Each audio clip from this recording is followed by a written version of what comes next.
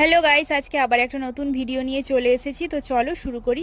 আজকে বানাচ্ছি মোমো। আমাদের চ্যানেলে অনেক রান্নার ভিডিও দিয়েছি কিন্তু কখনো মোমোটা ট্রাই করিনি, তো আজকে মোমোটাই বানাচ্ছি। প্রথমে 2 বাটি ময়দা নিয়ে তার মধ্যে 4 চামচ সাদা তেল দিয়ে ভালো করে ময়ম করে নেব। এবার এর মধ্যে অল্প অল্প জল দিয়ে একটা ডো বানিয়ে নিয়ে তাতে তেল মাখিয়ে ঢাকা দিয়ে আলাদা করে রেখে দেব। অন্য একটা কড়াই তেল গরম করে রসুন কুচি, পেঁয়াজ কুচি আর গোটা জিরাটা দিয়ে দেবো। গোটা জিরাটা তোমরা প্রথমেই দিও, আমি ভুলে গেছিলাম তাই লাস্টে দিয়েছি। এবার একে একে লঙ্কা কুচি, গাজর কুচি, ক্যাপসিকাম কুচি, বাঁধাকপি কুচি, আদা বাটা, পরিমাণ মতো লবণ আর হলুদ গুঁড়ো দিয়ে ভালো করে ঢাকা দিয়ে কষিয়ে নেব।